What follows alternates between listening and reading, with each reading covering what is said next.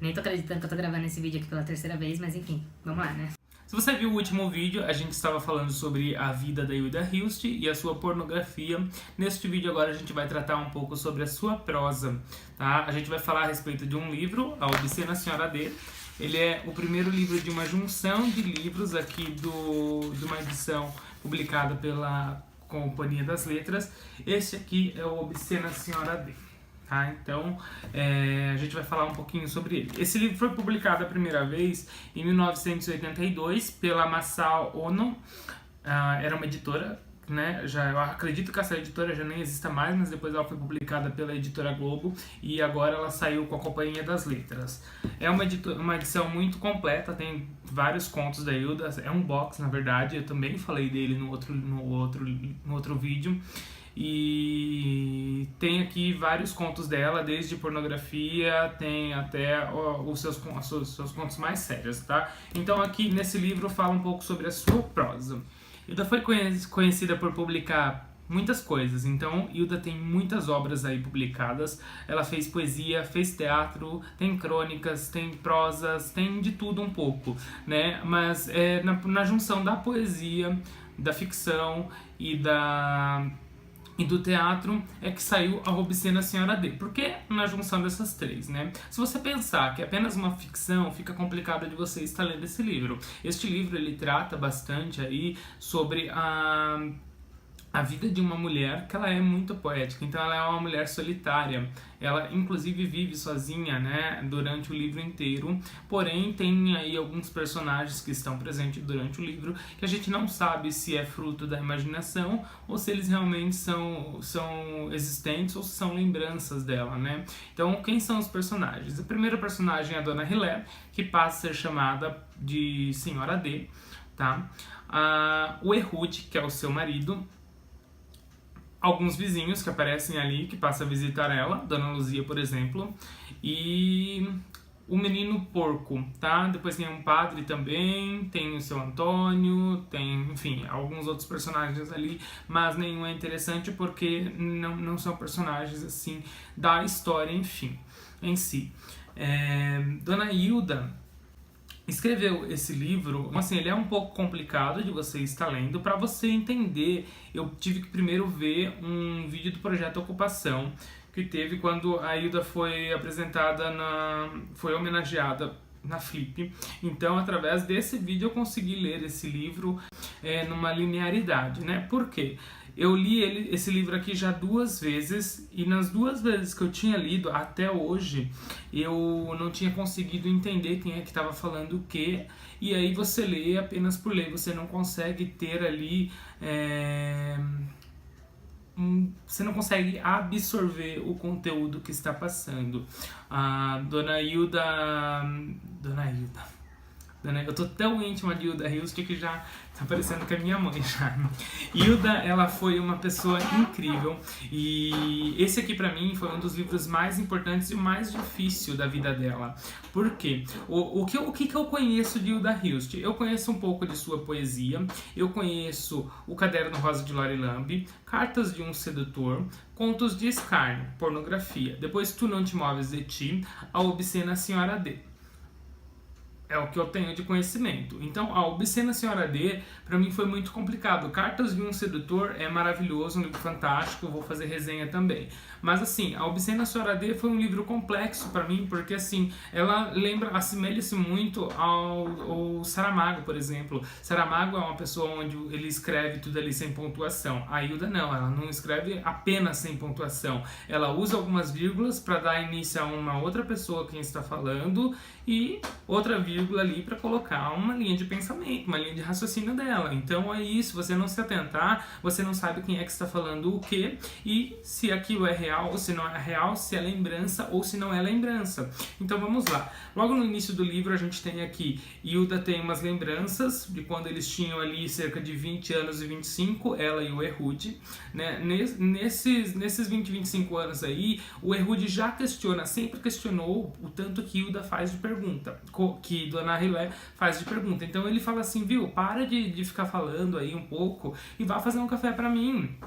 parece até o meu marido, mas enfim, ele fala assim, para de falar um pouco e vai fazer um café pra mim. E ela fala assim, não, mas eu quero primeiro entender mais ou menos como que funciona a vida, como que é Deus, enfim. E ele fica ali o tempo todo, ele faz as perguntas, inclusive, com ela, pra ela, né? E aí quando ela faz uma pergunta pra ele não tem essa resposta, vejamos bem, a gente ainda não sabe se ele está vivo, se ele está morto, tá? Porque, assim, tem momentos onde ela fala da morte dele, mas tem outros momentos onde ela não fala sobre a morte dele. Não fala em qual tempo está ali, se aquilo está, tipo, no agora ou se aquilo foi no passado. Então, assim, muitas das perguntas desses diálogos que existem, existe muito da percepção da pessoa. Fala assim, o Ehud não falaria isso se ele estivesse vivo, se fosse a dona Hillel na cabeça dela fazendo essa pergunta mesmo, né, para ter resposta.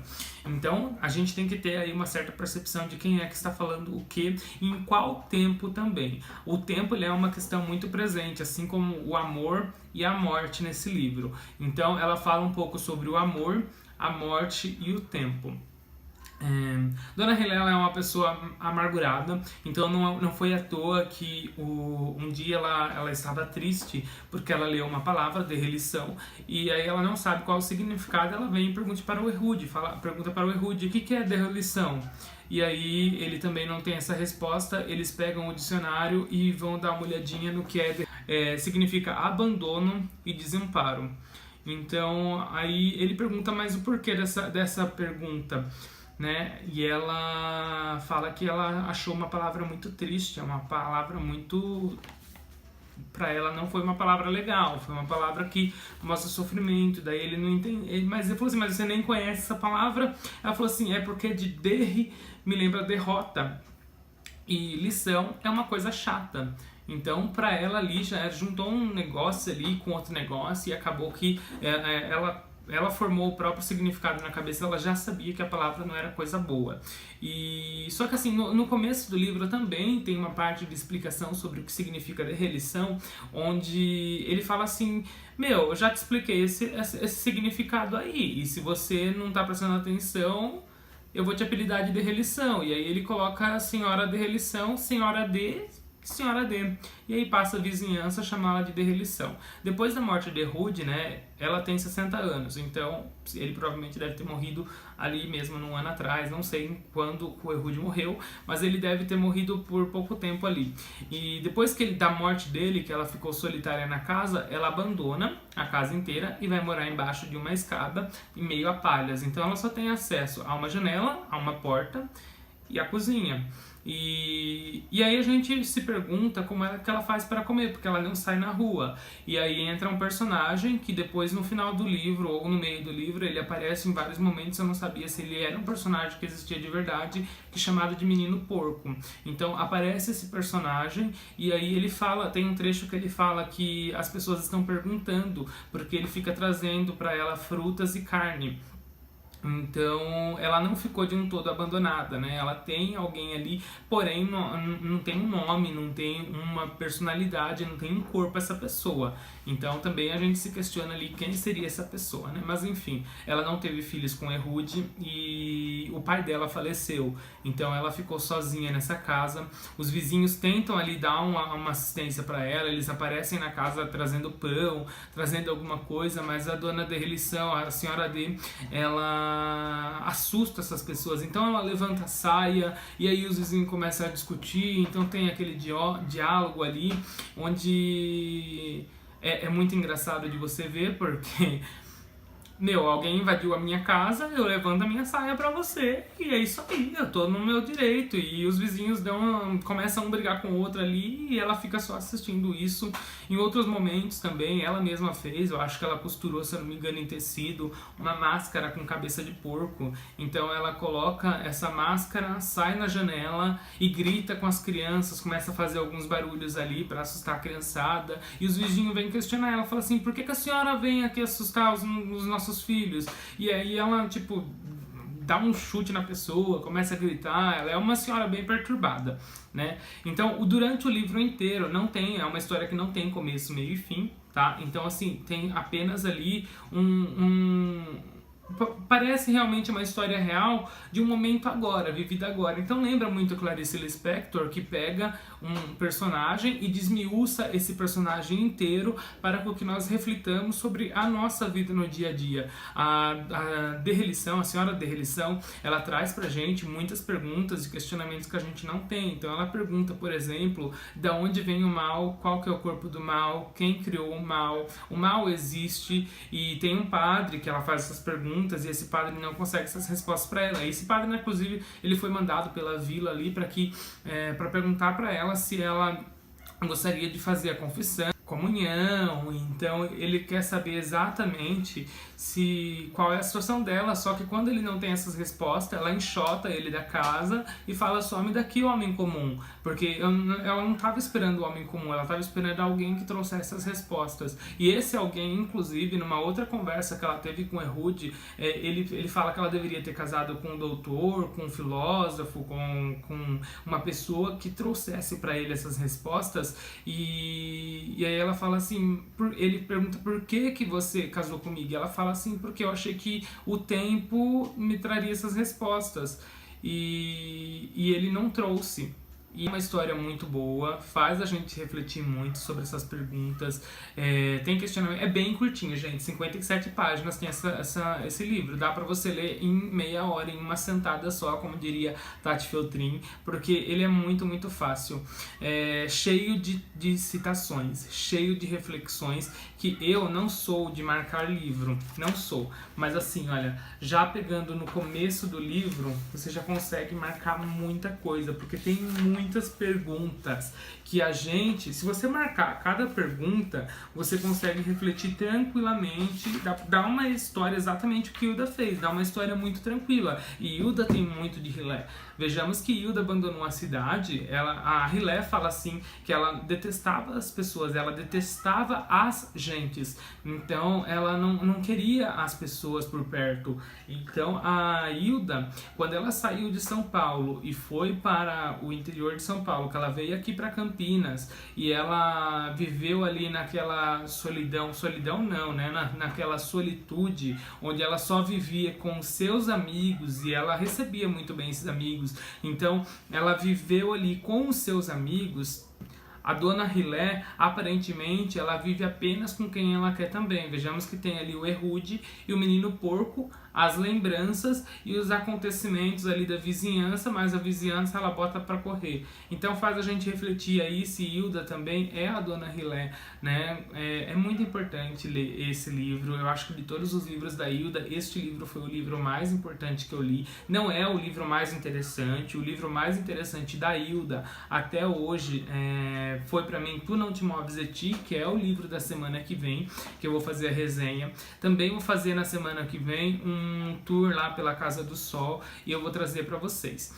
Se você gostou desse vídeo, deixa o seu like, se inscreva no canal. Eu vou deixar aqui no final do livro agora uma adaptação que a Tainá Miller estará fazendo, falando a respeito da vida biográfica da Hilda Hilst.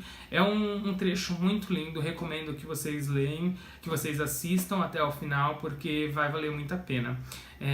Um beijão grande aí pra vocês e até mais.